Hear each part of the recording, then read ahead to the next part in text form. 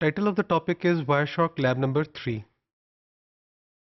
सबसे पहले objectives of the topic देखते हैं.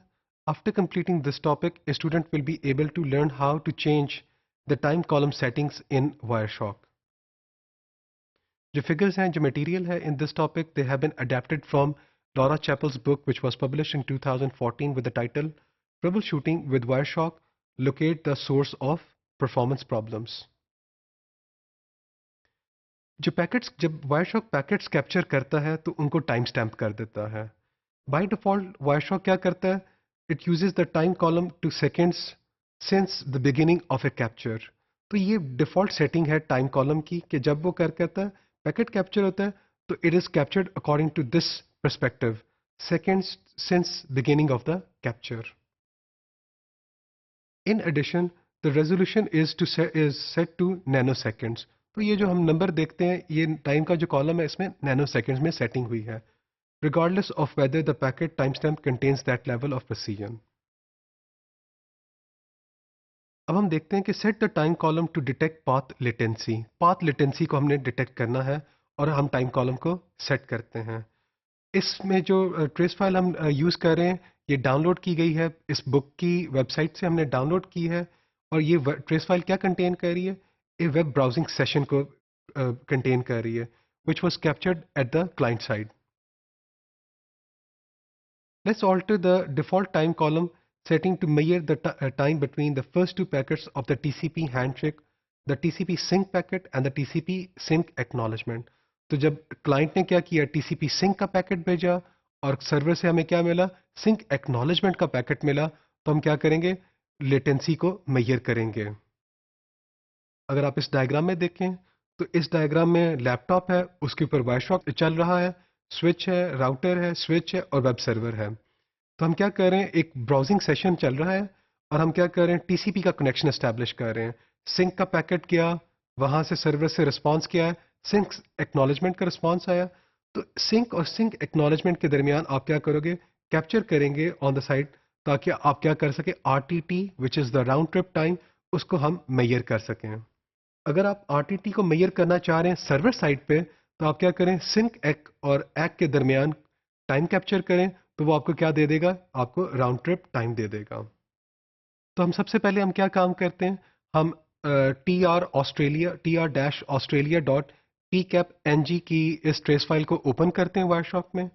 We want to change the time column setting so that we can quickly measure the delta time between the displayed packets.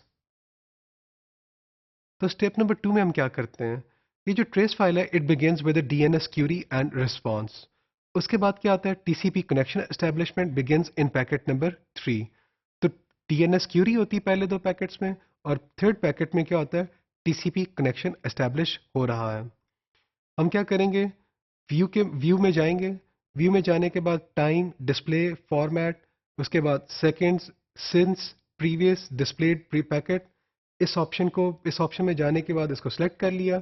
जब हमने इस option को select किया तो हम स्टेप नंबर 3 पे आते हैं टू चेंज द प्रिसीजन. अब हम प्रिसीजन को चेंज करते हैं.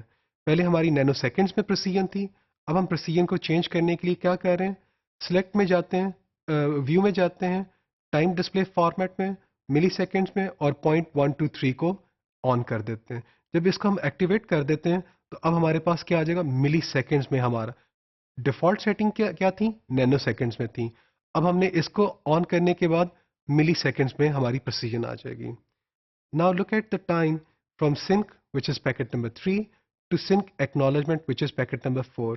तो क्लाइंट से पहले क्या गया सिंक का सेगमेंट निकला पैकेट नंबर 3 है इस ट्रेस फाइल में. पैकेट नंबर 4 क्या है सिंक एक्नॉलेजमेंट आ रही है from the server side which is packet number 4 in this trace file. अगर हम इसको देखें तो हम देखते हैं कि राउंड ट्रिप टाइम हमें क्या नजर आ रहा है it is about 192 milliseconds. तो अगर आप इस डायग्राम में देखें तो पहला पैकेट है डीएनएस का it's a standard query. Packet number 2 क्या है डीएनएस का प्रोटोकॉल है स्टैंडर्ड क्यूरी रिस्पॉन्स आ रहा है. तो जब आपने नेम को रिजॉल्व कर लिया उसके बाद आप क्या करते हैं टीसीपी कनेक्शन एस्टेब्लिश करने की कोशिश कर रहे हैं. पैकेट नंबर 3 पैकेट नंबर 4 और पैकेट नंबर 5. पैकेट नंबर 3 में क्या करता है क्लाइंट सिंक का पैकेट भेजता है. पैकेट नंबर 4 जब हमने कैप्चर किया तो उसमें सिंक एक्नॉलेजमेंट की पैकेट आया और पैकेट नंबर 5 क्या है, क्लाइंट ने एक्नॉलेजमेंट का पैकेट जनरेट किया टुवर्ड्स द सर्वर साइड। तो जब हम लोगों ने अगर इस टाइम में सब सेटिंग्स की तो नैनो सेकेंड्स को चेंज करके मिली सेकेंड्स में किया, तो जो पैकेट नंबर 4 है वो हमें नज़र आ रहा है कि द राउंड ट्रिप टाइम कितना है to the HTTP server, it is just over 190 milliseconds. ये जो हमने कैप्चर किया है ये दो के दरमियान का, प्रीवियसली जो कैप्चर किया उसके विद रिस्पेक्ट टू है ये, तो it is almost 191 milliseconds का गैप आ रहा है सिंक और सिंक एक्नॉलेजमेंट में। तो क्लाइंट और सर्वर के दरमियान जो लेटेंसी है वो कितनी है, ऑलमोस्ट 191 मिली सेकेंड्स का डिले है। इस टॉपिक में हम लोगों ने जो वायरशॉक के साथ जो लेटेंसी थी क्लाइंट और सर्वर के दरमियान उसको कैप्चर करना सीखा, और टाइम की जो सेटिंग्स थी उनको कैसे चेंज हम कर सकते हैं ये हम लोगों ने सीखा है।